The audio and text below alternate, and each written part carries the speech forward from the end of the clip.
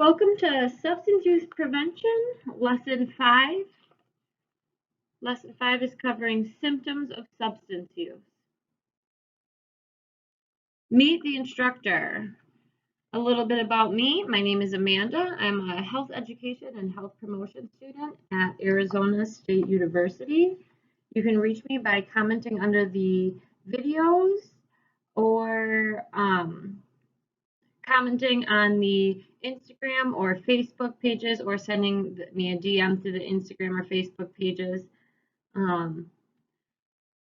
Feel free to contact me with any questions or comments that you have about any of the content, and I'll make sure to get back to you. This is lecture number 5 of a 12-lecture series on substance use disorder prevention. This lesson's topic is symptoms of substance use disorder. In this lecture, we will be talking about the symptoms of substance use disorder.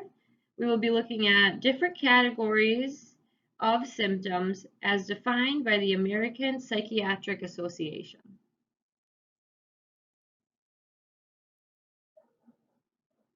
Here are our student learning objectives. We have 8 of them in this lecture. Number 1, participants will be able to categorize 5 given symptoms as characterized by the American Psychiatric Association in writing with 100% accuracy.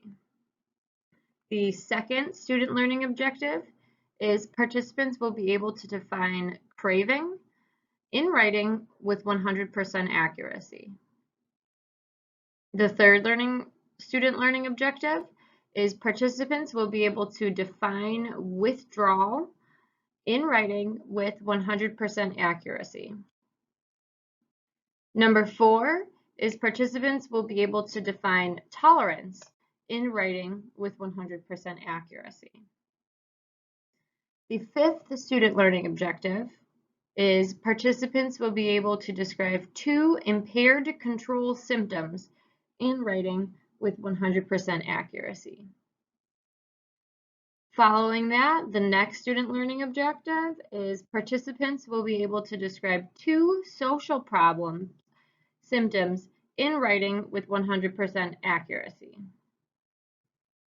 Number 7 is participants will be able to describe 2 risky use symptoms in writing with 100% accuracy.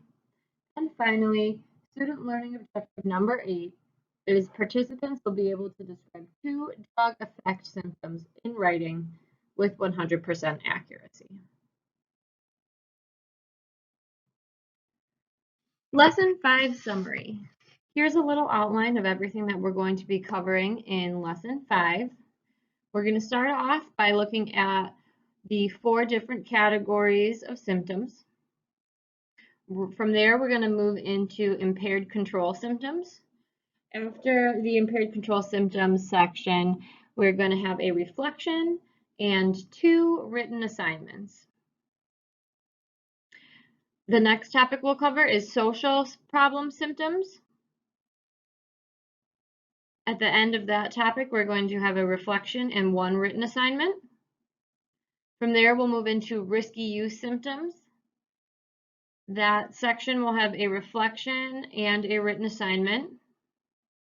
The last topic that we're going to cover in Lesson 5 is drug effect symptoms. Following drug effect symptoms, we'll have a reflection and 3 written assignments.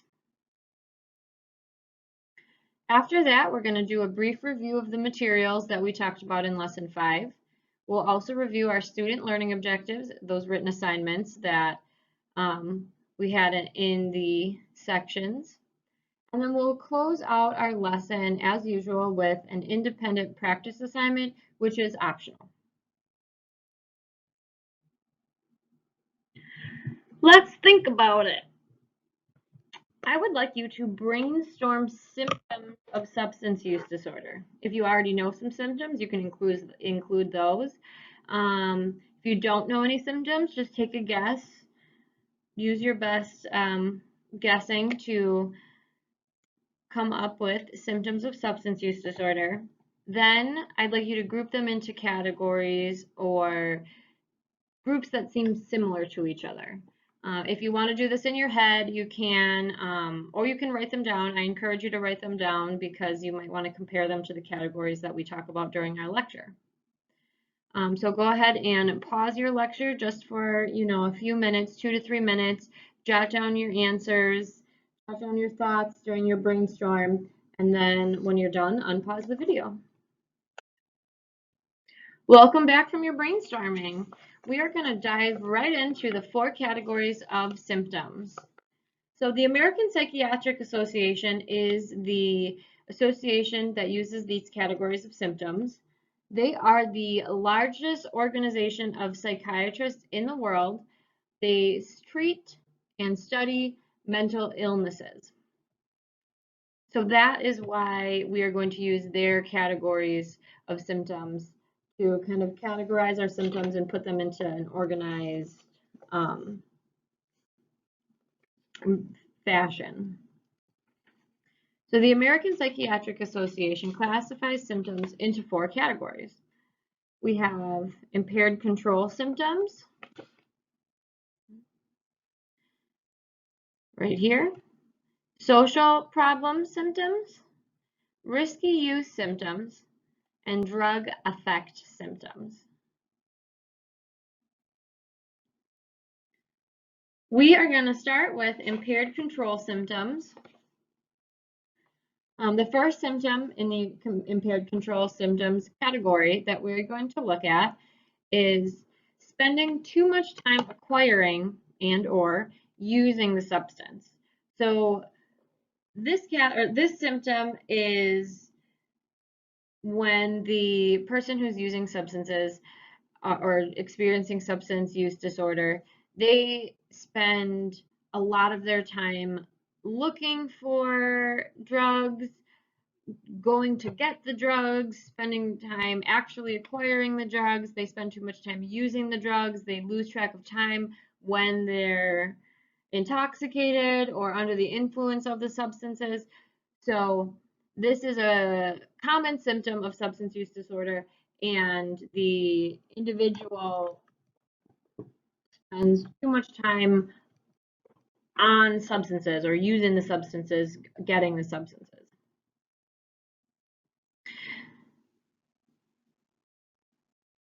The next impaired control symptom we're going to look at is continued use despite negative consequences. Now, we've actually seen this concept before in lesson 1. We talked about the characterizing substance use. So this symptom is a very prevalent symptom that shows up in substance use. And these negative consequences could be legal trouble, money problems, poor health, problems with family, problems with friends, issues at work, getting fired from your job. There's a ton of negative consequences that could arise from substance use. And while those particular consequences might fall under other symptoms or categories as well, the idea is that despite all of these consequences happening, the person who's suffering from substance abuse disorder continues to use, even though they keep seeing these negative consequences. For example, let's say that you, for some reason, couldn't stop eating broccoli. And not that eating broccoli is bad at all, but let's say that you just kept eating broccoli and you spent all your time eating broccoli and you got kicked off the cheerleading team or the softball team or the basketball team. Let's say you're in a team sport, and you get kicked off your sport because instead of showing up for practice on time, you're late because you spent too much time eating broccoli. And they were mad at you because instead of practicing your skill, your cheers, or your basketball technique, you spent time using broccoli, so you didn't practice and you didn't improve, and maybe you even lost some skills. Let's say that you would show up to practice, and instead of really giving it your all, you just sit on the bench and eat broccoli the whole time. So you get kicked off of your team. A person who is not, addicted to broccoli would just stop eating broccoli in order to perform better in their sport. A person who's using substances and is experiencing substance use disorder will continue to use despite these negative consequences. And the broccoli example seems kind of crazy, but it's a good analogy for this symptom, because people who experience negative consequences will stop doing something if they're normal, healthy, mentally healthy people. Person who is suffering from substance use disorder doesn't. Most times they continue to use despite any negative consequences or many negative consequences that arise. Moving on to our next symptom, we have failure in attempts at cessation. Remember from our last lecture that the word cessation means stopping. So people who use substance use disorder, or people who use substances and have the substance use disorder or a physical dependence on the substance, they may attempt to quit. They may want to quit. They may recognize that they have a addiction. They may recognize it and decide that they would like to stop using the substances, and they try to quit, yet it seems that it's incapable to them. They keep failing in these attempts. And then our last symptoms is cravings. What are cravings? Cravings are a strong urge to use a substance that is experienced by those who are addicted to that substance. Cravings can become so powerful that one becomes obsessive over obtaining and using the drugs. And we see that in these impaired control symptoms. We can see how cravings actually increase the other impaired control symptoms. So these cravings could be a reason that people fail in their attempts to quit. They also, we see here, that's this strong urge to use. We also see that these cravings can become so powerful that they might cause obsession. That also ties into continued use despite negative consequences, spending too much time acquiring and using substances. So that craving really ties into the other symptoms as well. And it's a very, very powerful symptom and a very powerful urge and experience to have when one has substance use disorders. Right. That covers all that we are going to talk about today about impaired control symptoms. So let's take a moment and just reflect on what we just went over. Are any of the symptoms that you wrote down at the beginning of the lecture similar to what we just discussed? Did you maybe create a group that was similar to impaired control symptoms, but you called it something different? If you did, I would love for you to comment it in the section or in the comments underneath the video. Can you think of any real or made up examples of these symptoms? Kind of like the broccoli example that we talked about. Can you think of any other examples of actually how it might look if one had substance use disorder? We've seen that cravings are super powerful. They can be a very powerful sensation. So I would love for you to take a moment and just imagine what that might feel like and how that thought makes you feel. So please comment your answers underneath the video and feel free to comment on each other's posts and discuss with each other. And if you have any questions, post them under the video and I will make sure to get back to you. And this takes us into our first written assignment for impaired control symptoms. I would like for you to define cravings in the comment section below the lecture video. Just like we've talked about in all the other lectures that we've had so far, you can also comment your answers on Instagram or Facebook or send them to me in a DM. Here are our social media pages. Here we have our Instagram page is Substance Abuse Prevention 123, no spaces. And on Facebook, it's the same thing, Substance Abuse Prevention 123, but with spaces. And then our second written assignment for impaired control symptoms is to describe 2 impaired control symptoms in the comment section below the lecture video. Same thing as the first assignment. You can comment them on Instagram, Facebook, send them to me in a direct message. And if you didn't already follow the Instagram and Facebook pages, here are the addresses for them. Our second category of symptom is social problem symptoms. This includes struggling financially. Struggling financially could look like spending too much money on drugs, missing work, or losing one's job. Now, there are a number of other ways that this could manifest in someone's life who has substance use disorder.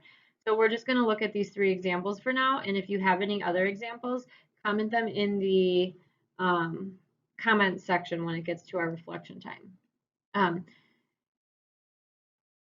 Spending too much money on drugs is just one example. That could look like the individual using too much of their money or all of their money on substance use, not being able to fulfill their financial obligations that they have, like putting gas in their car or paying their bills or any other commitments that they've made financially because they're spending all their money or too much of their money on substances.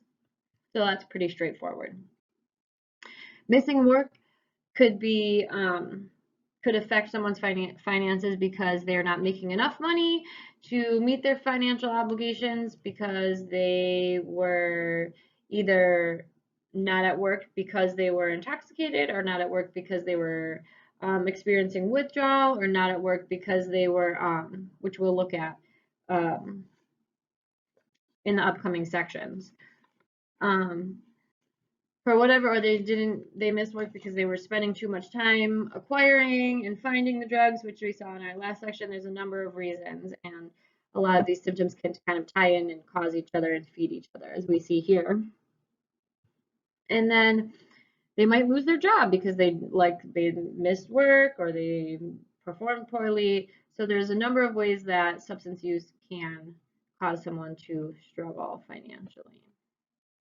Another social problem symptom is being absent from obligations. Think of our broccoli example from the impaired control symptoms. If you are spending all of your time using substances, you might miss basketball practice, you might miss cheer practice, you might not go to school, you might not go to work. This is a common symptom that people who are using and experiencing substance use disorder end up being absent from their obligation, and that includes, family holidays, just anything that they might have planned at any time they might be absent from.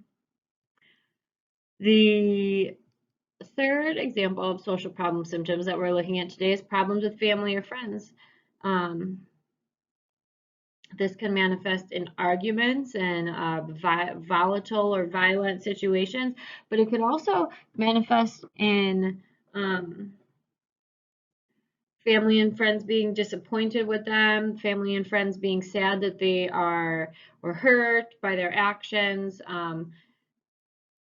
There's when someone is experiencing substance use disorder, it's a very emotional experience for that person as well as their family and friends.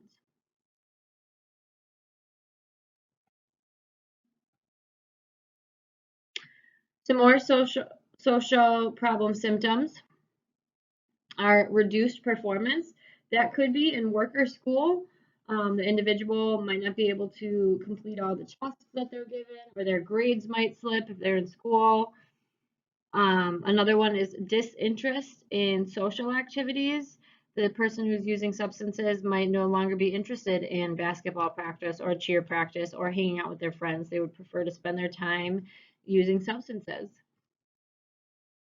Another social problem symptom is changes in behavior, and these changes in behavior can vary wildly. Even being disinterested in their social activities, not showing up to basketball practice, that could be a change in behavior. Perhaps the substance use makes them very violent. Perhaps the substance abuse makes them very quiet and they're normally an outgoing, positive person. Or it could be the opposite. They might be kind of a calm, more reserved person, and the substance that they're using makes them very loud and aggressive. There's a number of ways that we can see that, but these drastic behavior changes frequently happen with substance use disorder. And then one of actually the last social problem symptom that we're looking at today is neglected appearance, and that often manifests as poor grooming. The person using the substances might no longer shower regularly. They might not have clean clothes. They might not spend any money on new clothes, so their clothes are tattered. They may not wash or brush their hair. Poor dental hygiene as well, so that can also kind of manifest and show up in a number of ways.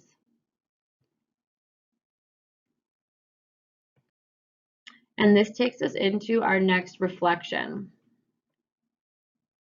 Are there any symptoms that you wrote down at the beginning of the lesson that are similar to anything we talked about here? Did you group them together in a similar way? And maybe you called the group something else, or maybe you called this, you had kind of the same idea, but you called the symptom something different. If you did, share it with us in the comments. I would love to see, you know, how your brain thinks. Are there any symptoms that you find more distasteful or that might seem worse than the other ones? If so, what are they and why do you think they're worse? Which one would you, are there any that you would really just hate to experience? Can you think of any real or made up examples of any of these symptoms? Comment your answers underneath the video and then feel free to comment on each other's posts and discuss with each other your answers.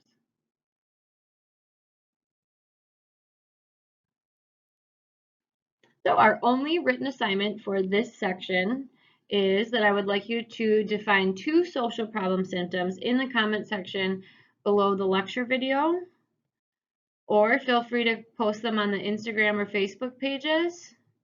And I've included the Facebook and Instagram pages here as well if you need to know where to find them.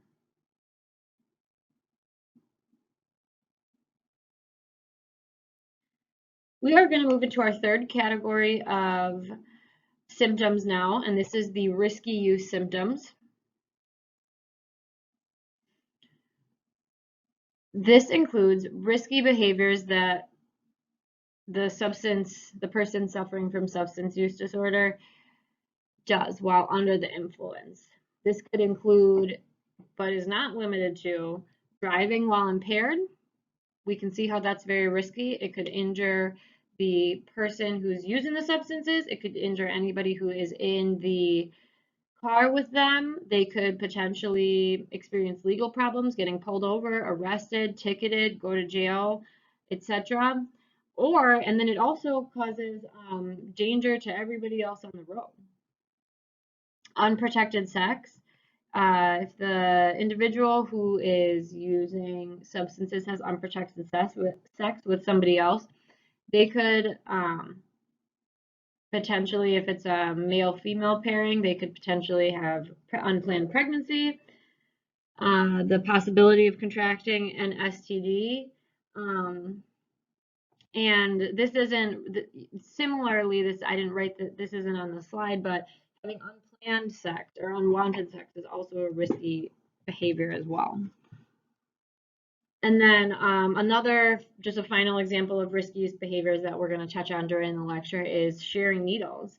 If this person who is using drugs is using them intravenously, which means they're taking a needle and they're injecting the substance into their body, and then they share needles, that also can transfer a number of bloodborne pathogens and illnesses like hepatitis, HIV, and it's a very dangerous way of using the substances, so it's a very, very risky behavior. Another risky use symptom is doing things that are uncharacteristic to get the drug, which is kind of similar to our one of our social problem symptoms, that behavior change. But in this case, you're doing something uncharacteristic to get the drug, which is risky, like stealing or lying. So somebody who's using substances and are addicted to them, they may end up, robbing a gas station in order to get the money to buy their drug of choice. No, that's one example. There's a number of other examples, but anything really under the risky use symptoms category and doing really anything that's uncharacteristic in order to acquire the drugs, that's an example of that. So maybe you can think of other examples as well. Another risky use symptom is taking larger amounts than intended. So when they first start using, they may only intend on taking a little bit of the substance, but they end up taking more than that, which could result in them having an adverse reaction to it, overdosing, potentially death. This also could be when the individual begins to use drugs, they only intend on taking a certain amount of the drugs or doing it a certain amount of time, and they end up developing physical dependence on it, and they have to keep taking more and more and more to achieve the same results.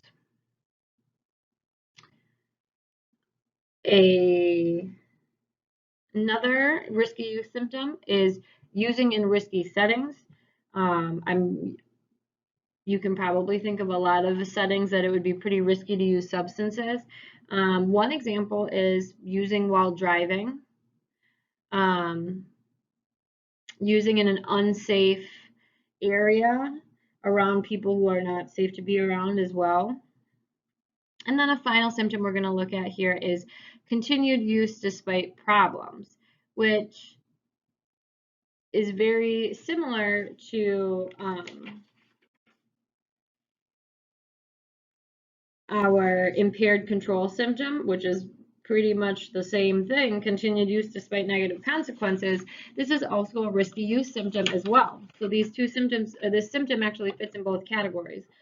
Continued use despite problems is a risky use symptom as well, because the individual is taking the risk of continuing to experience these problems by continuing to use continuing to use drugs. Okay, let's just take a moment and reflect on everything that we just learned about risky use symptoms. Are there any symptoms that you wrote down at the beginning of the lecture that seemed similar or were the same? Can you think of any real or made-up examples of these symptoms? Pause the video for a moment, comment your answers underneath the video, and then when you're done, unpause it. And as always, feel free to discuss it with other participants, comment on other people's posts. And this takes us into the written assignment for our risky use symptoms. Please go ahead and describe 2 risky use symptoms in the comment section below the lecture video. You can post your answers on Instagram or Facebook as well. And don't forget to subscribe to the Instagram and Facebook pages.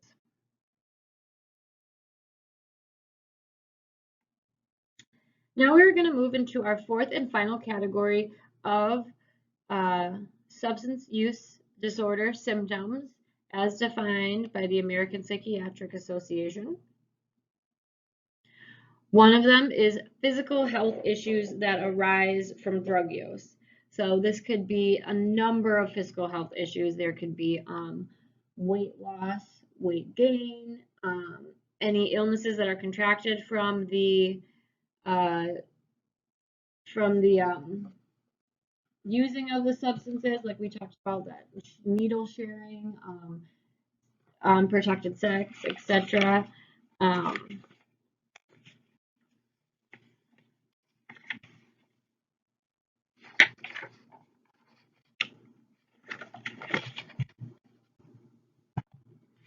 In lesson 1, we did touch on negative health consequences. So we saw that there's a number of physical health issues that arise, like chronic bronchitis, hypertension, cancer. The list goes on. Also, mental health issues that arise from drug use. In our last lesson, lesson 4, we saw that mental illness is tied closely in with substance use disorder, and sometimes one can cause the other, or sometimes one can trigger the other and make the mental health disorder worse. The final 2 drug effect symptoms that we're going to look at are withdrawal and tolerance. Withdrawal is a physical illness that occurs in the absence of the substance, and these particular symptoms can vary depending on the substance.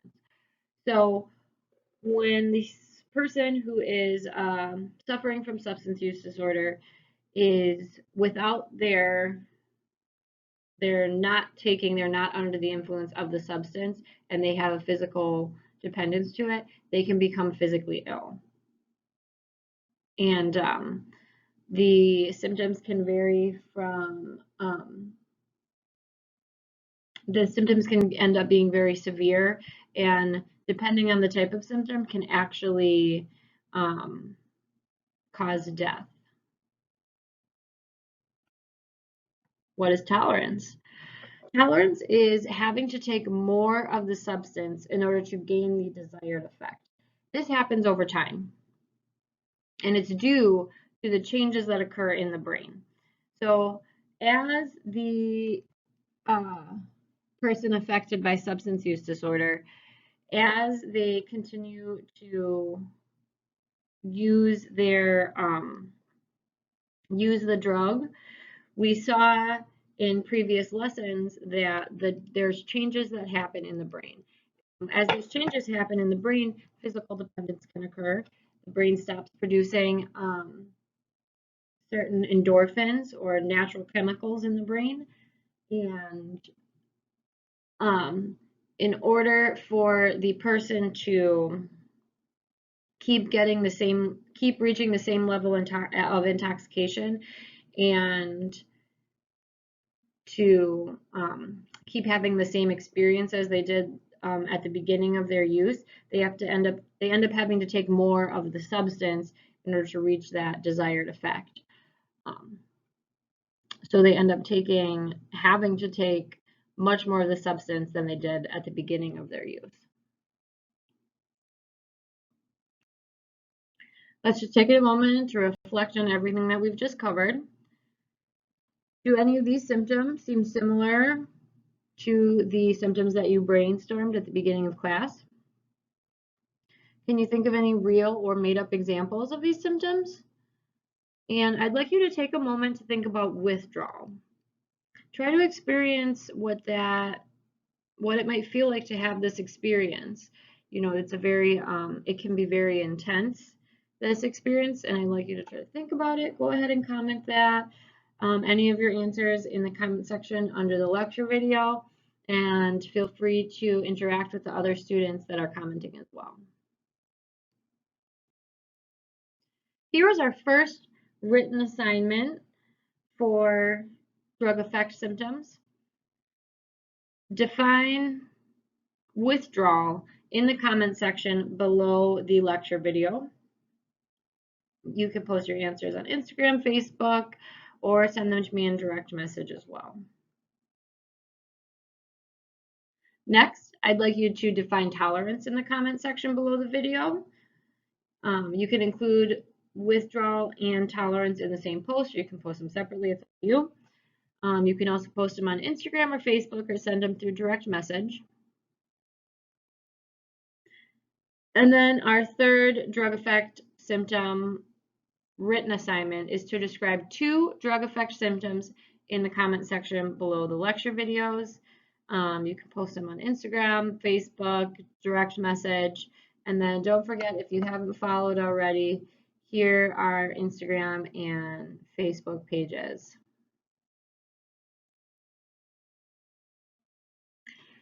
Let's take a moment to review everything that we covered in this lecture. Remember that the American Psychiatric Association categorizes symptoms into 4 categories. We touched on each of them: impaired control, social problems, risky use, and drug effect. Cravings are a strong urge to use a substance that is experienced by those who are addicted. Withdrawal is the physical illness in the absence of the substance. And tolerance is having to take more of the substance to gain the desired effect.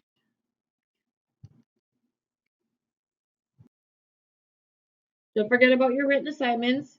If you didn't pause the video as they were assigned and answer them after the lecture video while the material is still fresh, or whenever you find time. Our first one is define cravings, define withdrawal, define tolerance. Also, describe 2 impaired control symptoms, 2 social problem symptoms, 2 risky use symptoms, and 2 drug effect symptoms. Remember that you can comment your answers beneath the lecture video, on the Instagram or Facebook post. You can send them in direct message as well on any of the social media platforms. Here are some resources that I use to gather some of this information. If you're curious about any of these topics that we covered or any of the categories, feel free to start your research at these websites. They're a great place to start. And then we're just going to close out our lecture, like always, with the independent practice assignment, which is, of course, optional. For this independent practice, what you'll do is you're going to categorize the following symptoms into 4 categories, or into the 4 categories as defined by the American Psychiatric Association. You can submit this assignment by posting it to social media and tagging the Instagram or Facebook pages, or by direct message. This independent practice assignment you could also submit in the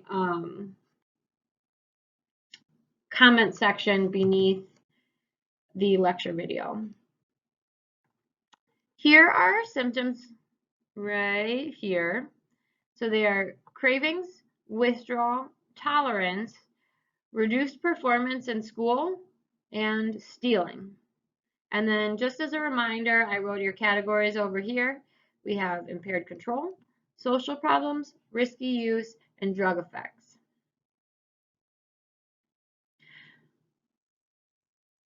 All right, that brings us to the end of lesson 5. Thanks for watching. I hope that you got a lot out of this lecture. And I will see you for lesson 6, which will be covering protective and risk factors for substance use disorder.